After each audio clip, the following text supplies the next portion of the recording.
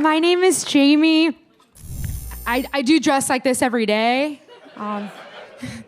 Does make Halloween difficult. And I love to wear high heels. I took a big risk wearing them for this taping because I usually don't wear them when I'm going to be on stage because every time I wear high heels, I do fall down. And I have ADHD, so sometimes I fall so hard that I remember things I'd forgotten about, and it's never a pleasant experience to recall. A week ago, I fell down while wearing heels, and I remembered, months ago, this man actually approached me in the alley, and that's actually the first red flag of this story. If you're a man here, I see a few of you. If you could just avoid the alley, specifically the one behind my apartment, it's just not where I want to encounter you. But he did, approach me. He started speaking to me. He's like, "Hey, miss, I'm so sorry to bother you, but I'm actually an art student at the college down the street, and I'm doing a project for my photography class on the female forum. And it would help me so much to finish my photography project if I could take a photograph of your breasts right now."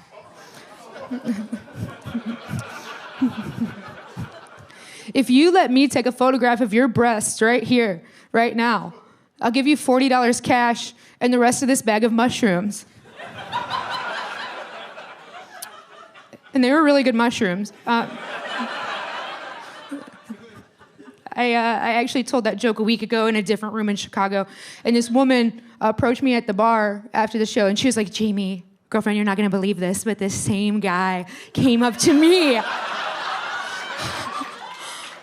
And I'm like, did we just join the sisterhood of the two women swindled by the most creative pervert of all time? But then she's like, "I didn't do it, though." Which is rude, because why would you tell me we have a shared life experience if you're not also a stupid bitch? I don't want to know that. I've been thinking about parallel universes a lot recently. Are we familiar with the concept of? Yeah, there's millions of versions of every person in this room leading different lives, right? Based on this concept. And I can't help but think about the version of me that went to Ball State for biology pre-medicine, I'm just like, how's she doing? What's her 401k look like? Can I have it? I don't know if you can tell from this coat, I do not have a 401k. What I do have is a deep love for astrology. Is anybody else here? Oh, yeah, we have all the most annoying people at the house party. We'll make a club after the show. I love us all. And some of you didn't like that we're also into astrology. You would tighten up, I would even say. And to you, I say, I'm part of the problem. I'm a huge part of the problem. I take it way too far every time. Like last year, I got so into my hobby that I convinced myself I was cursed, okay? And I'm also susceptible to marketing. So I did download an audiobook to reverse the curse, right? It was called Protection Spells, and it was $17, okay? So I got home, I lit 5,000 tea candles around my bed. It was sort of a memorial for my common sense. And I laid down, I put on this audiobook, and this very calming voice said to me 30 seconds in, she said, "Please keep in mind, this is not a replacement for cognitive behavioral therapy." I didn't know. So I wasn't really cursed. I was just divorced. I was going through a divorce. Yeah, some of you got sad, and I'm going to make you sadder because divorce is hard. A lot of people ask me all the time, they're like, "What was the hardest thing for you, Jamie, about getting divorced?" And for me personally, it's that I did have to give up my dog. Yeah. And when I say my dog, I am referring to my ex-husband, okay? That guy was my dog. We were friends, but I did spend $17 on an audiobook, so I had to get advice on how to heal for free. So I went where everybody goes for free advice. I went to reddit.com. And I don't recommend post-divorce advice from that website. The first comment that I saw, it said that I should get in touch with my heritage, right? Do the things my ancestors did and cook the foods they cooked, right? But I don't know if you can tell, I am a white woman from Indiana, right? So there's actually only so many times you can put frozen green beans into a microwave.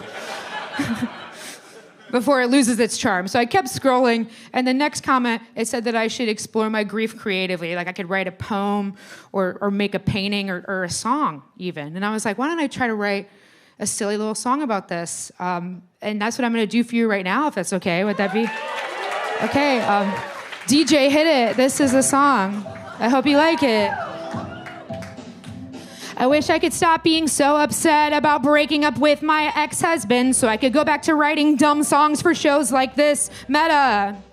When will the light come back into my eyes? When will I see recycling bins without starting to cry? Remembering how he used to say, "You never take this out!"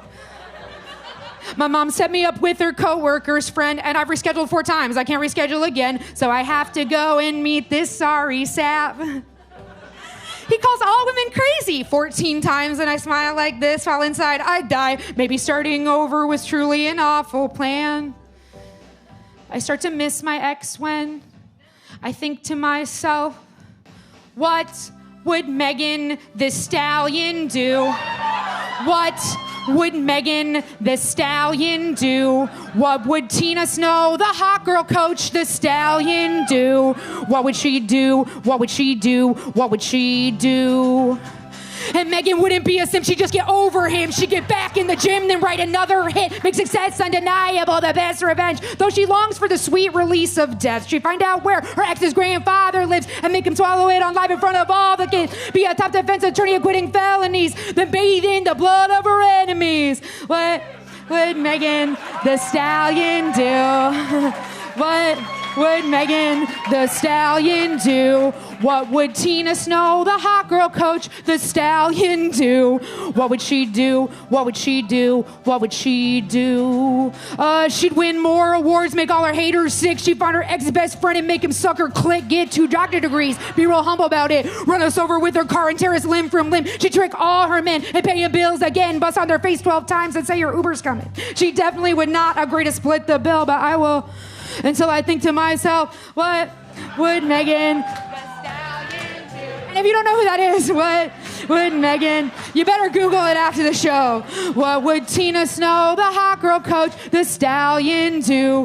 What would she do? What would she do? What would she do? DJ, cut the track.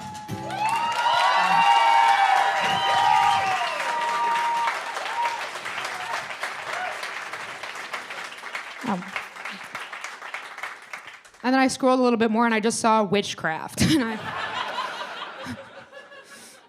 thought that'd be fun to try. But I have tried to date again this summer recently. I dated, do we have a fun summer, everybody here? DJ, hit it. This summer.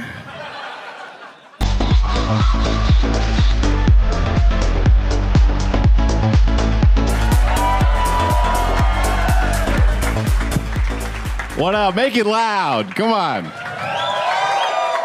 Yes, sir. Oh, yeah. What's up? This is a hot crowd. It's bucking the Midwest trends. You're the only people in this state who know about salads. Good for you guys. Hell yeah. You didn't like that I called everyone in your city fat? I get it. Hell yeah. Shades up front. My dog. Yeah. If anybody needs any MDMA, this is your dude right here. You're a good-looking dude. You got a big dick, bro? Absolutely not. I love the honesty. That's the type of honesty that only hard drugs can provide. Right on. You ever try to suck your own dick? Of course. Everyone has. Hell yeah. Yeah. Every dude in here at some point has been like, I mean, I think I could. Yeah, when I was a freshman in college, I got lip to tip. No big deal. Yeah, I was as curious as a meerkat and twice as flexible.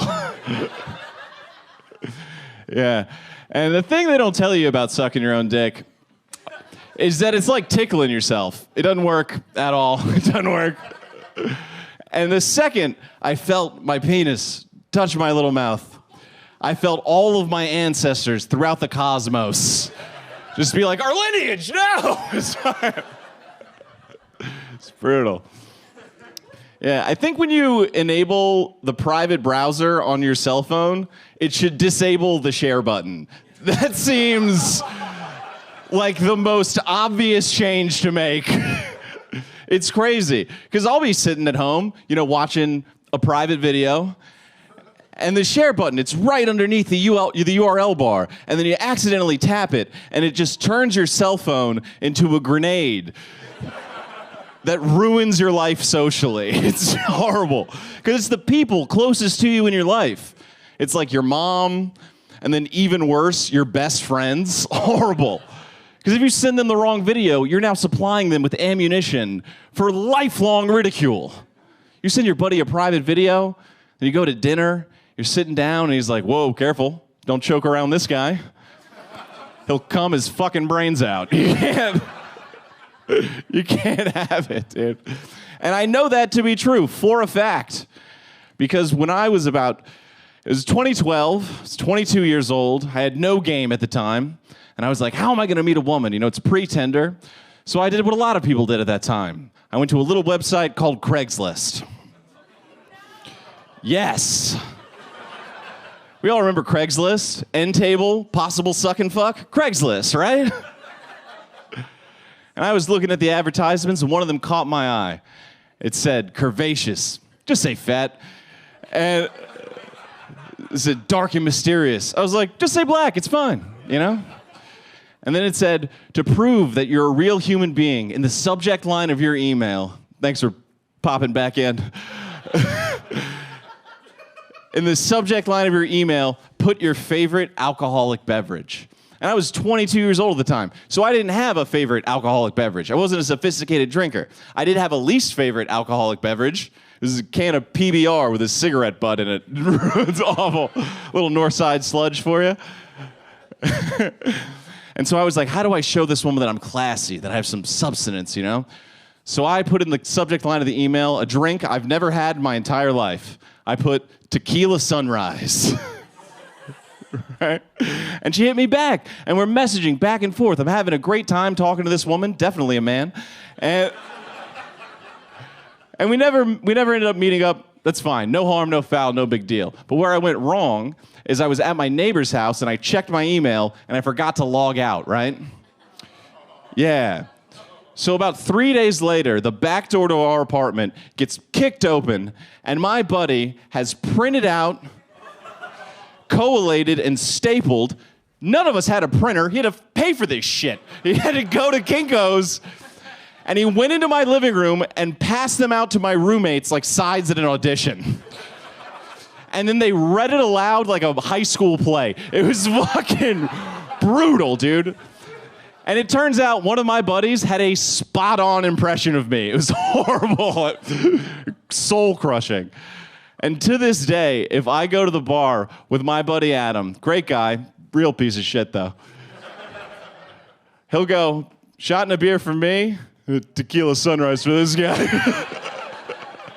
Brutal. Yeah, I think technology is out of control, moving way too fast, far too rapidly. I used to be a server at a restaurant. I went to give this kid some crayons so we do the puzzles and mazes, sharpen his little potato brain. He pulled out an iPad, told me to fuck myself. Super rude kid, dude.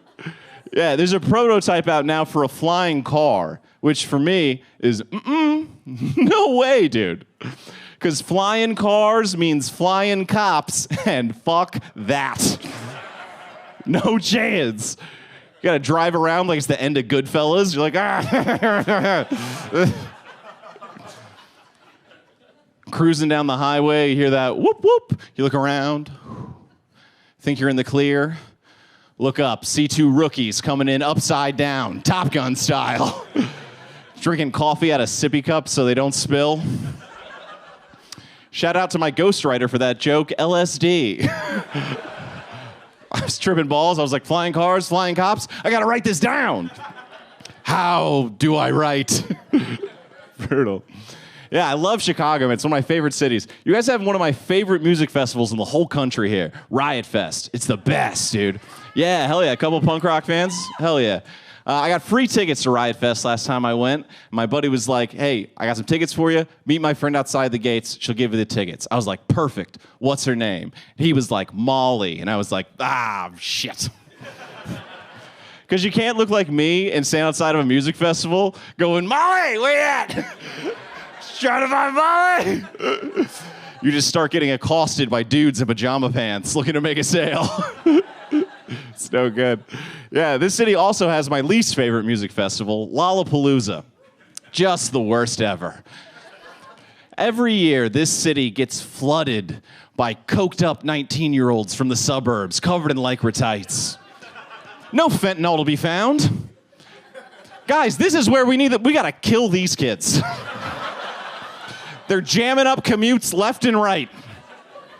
It's no good. Yeah, I don't drink anymore, which makes dating impossible. Has anybody in here ever had sex sober? No, why would you? It's a crazy thing to do. Some things aren't meant to be remembered, dude. Like how much my hips get to shaking when I get to thrusting. It's no good. But I still smoke weed because I'm not a narc. And I'll go on these dates and there's like a total power imbalance, you know? Like they'll have a few drinks and they're like, woo, first date, you know? And then I'm just sitting there having a full-blown weed panic attack. Like on the outside, I'm like, marketing? No way. What's that like? And on the inside, I'm like, in the 4th grade, you called your teacher mom. Just brutal. Freaking out. Yeah, I'd been on a few dates with this woman. We had a real nice time. She's an English professor in New York City, sculpting the minds of tomorrow. And she hits me up one night and she's like, hey, come by, let's hang out. I was like, perfect, sounds like a great time. Now the thing about not drinking, when other people have, there's a certain point where you can no longer have sex with them. I don't make the rules, it's just the way it goes, right? We all know how the game gets played. And I pull up to her house, and this woman is John Daly, barefoot on the back nine shithouse, right? And I looked at her, and I was like, hey, I'm so sorry, you're too drunk, I gotta bounce. Wee wee, good guy alert, no big deal. And I don't know if anyone in here has had the pleasure of telling a drunk woman they don't want to have sex with them, but they are not cool about it. Super rude, crazy rude. Bunch of guys on dates, not backing me up on that. That's fine. So this woman took her mastery of the English language and perfectly crafted a sentence that exactly conveyed how she felt in that moment. And she looked at me and she went, what are you, fucking gay? It's like, shit. I had to bounce. You guys have been great. Thank you so much.